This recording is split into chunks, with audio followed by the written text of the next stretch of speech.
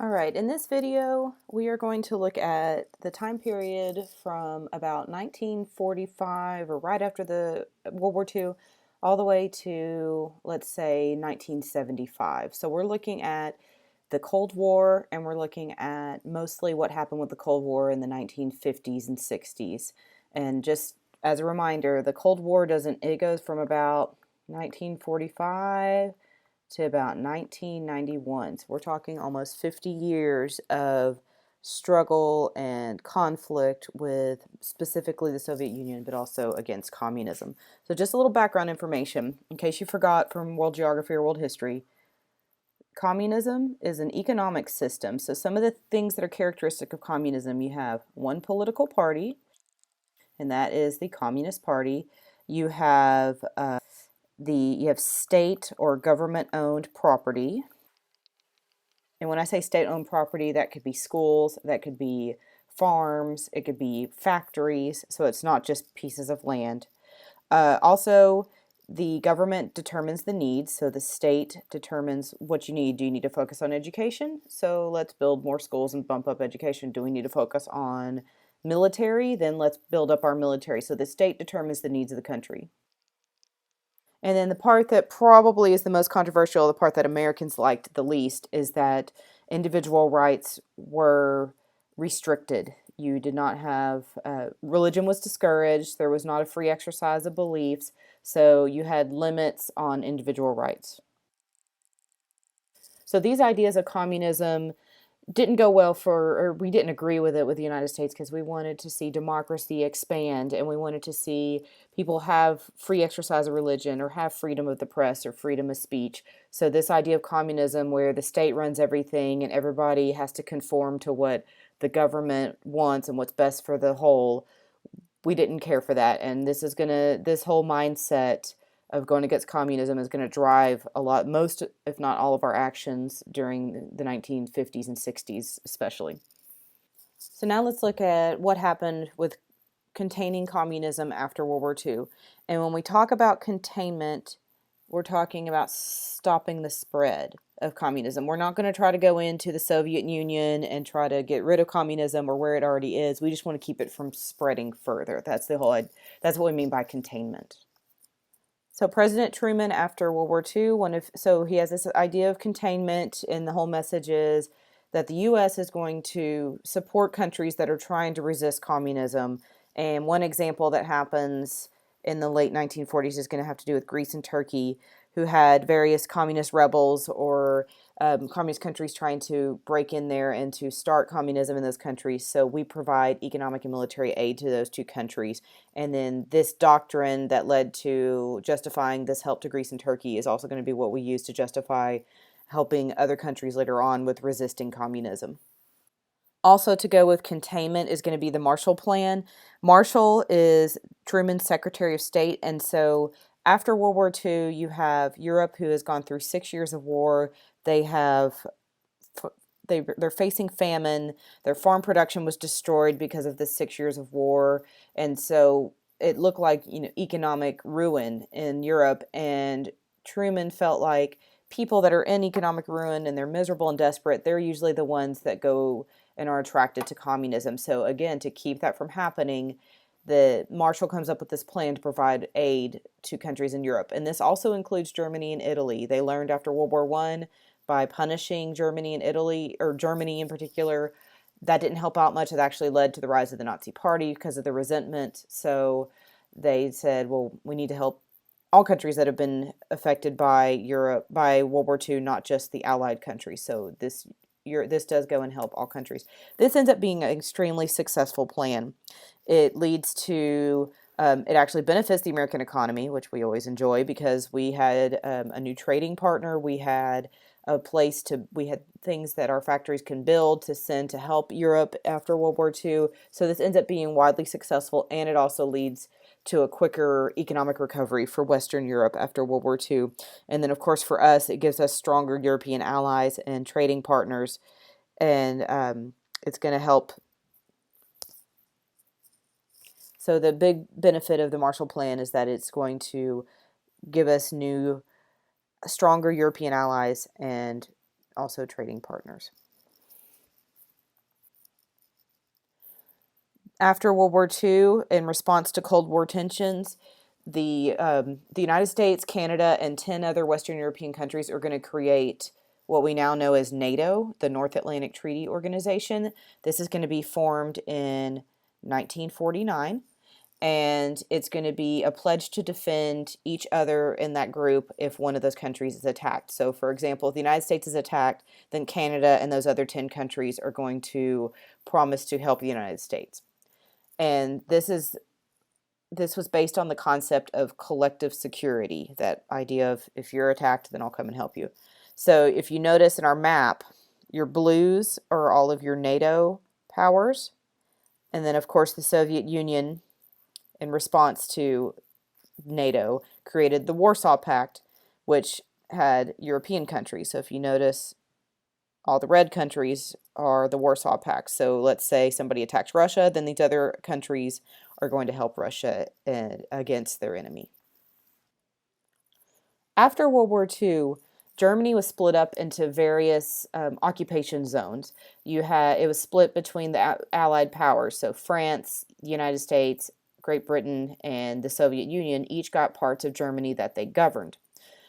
So in the 1940s, Britain, America, and France decided to join all of Western Germany into one zone instead of having these separated zones.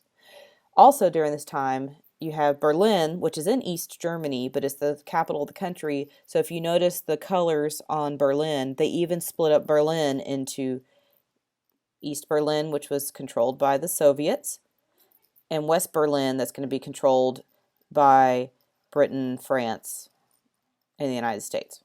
So whenever France, Britain, and the United States created Western Germany, in response to that, the Soviet Union put a blockade, or they kept supplies and goods from coming in or going out of Berlin, West Berlin.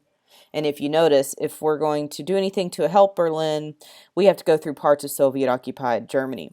So this happened in 1948. And our response to the blockade is we started airlifting supplies and goods to the people of West Berlin. So for 11 months, there were constantly supplies being dropped and airlifted into West Berlin. And the big important thing that this shows is that the U.S. and its allies were not going to retreat if they were faced with aggression by the Soviet Union. If they're going to do something like blockade West Berlin, well, we're not going to give up on West Berlin. We're going to go and help those people. So that's just another example of not giving in to this aggressive behavior from a communist country. One major conflict during the Cold War, probably one of the first major aggressive conflicts, is going to be the Korean War. After World War II, we saw Germany was split up amongst the Allied powers. Well, so is Korea. Korea was originally a Japanese colony, and so now it's going to be divided between the U.S. and the Soviets. So, this is my lovely drawing of the Korean Peninsula. So the northern part is going to be controlled by the Soviets, and the southern part is going to be controlled by the United States. So in 1950, North Korea decides that they want to try to unite the whole peninsula under one communist rule. And so they invade the southern part of Korea that's occupied by the United States. This lasts for a couple of years, and what ends up happening with this involvement is going to be, they still have not officially ended the war and said one person was a winner over the other. They just signed an armistice, which is a ceasefire, and decided to have a demilitarized zone, which is where we still see it today, and it was just going to be this little borderline between current North and South Korea, and it's going to stay divided as it was before the war. And this is an example of that containment policy in action. We tried to keep communism from spreading further from where it already was. And you notice that we still today are major allies of South Korea, and then North Korea is still a communist country. During this time, whenever we had these issues of the Cold War and tensions with the Soviet Union, in the United States, we had a lot of prosperity in the 1950s. And there's a couple of reasons why we ended up being so prosperous during this time. One is going to be the impact of the baby boom and the GI Bill, which is the Servicemen's Readjustment Act.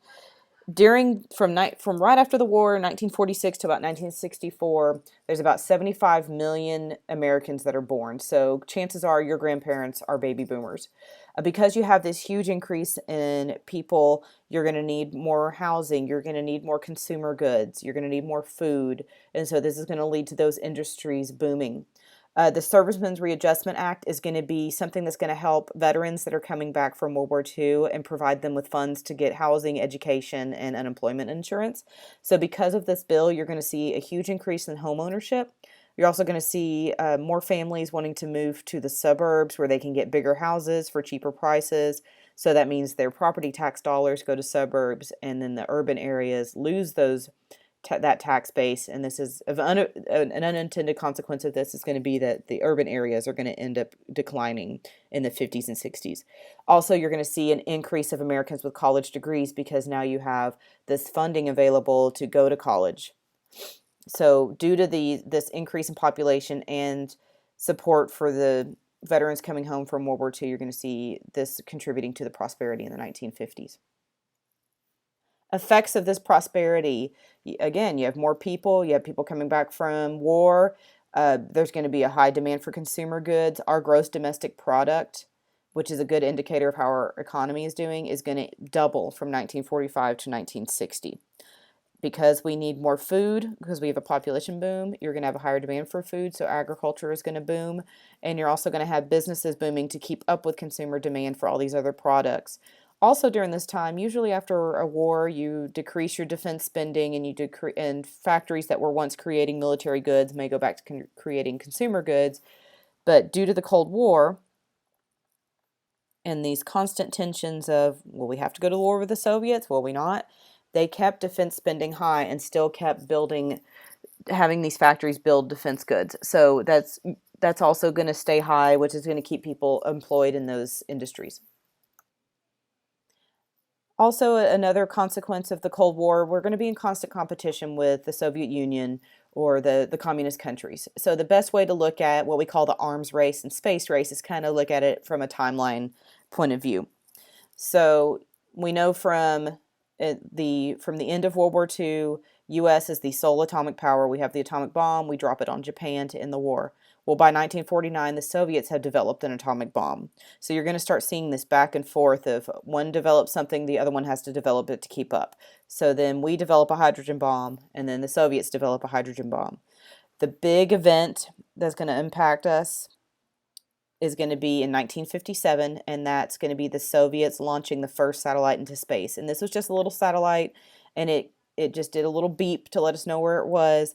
But the bigger impact of Sputnik is going to be, it raised a fear that the Soviets could use this satellite to maybe launch missiles that could hit us, or that they're going to use it to spy on us. And so this led to a new amount of fear, but it also led to the federal government starting new programs in science education, because we felt like, well, we must be behind in science and math if they're able to already launch a satellite and we haven't been able to do it yet.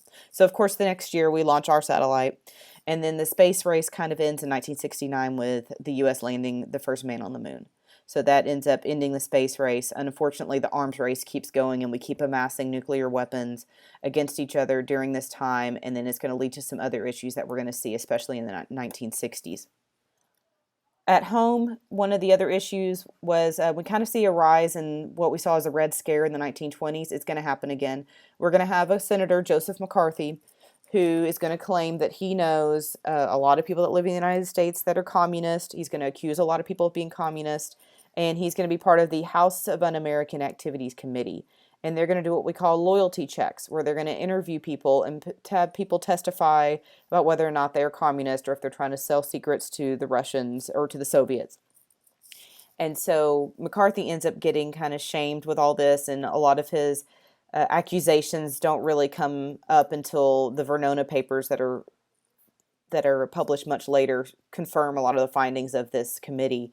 But McCarthyism, when you hear that phrase, it usually is associated with making harsh accusations without evidence. So this was kind of like a witch hunt, but instead of looking for witches, we're looking for communists.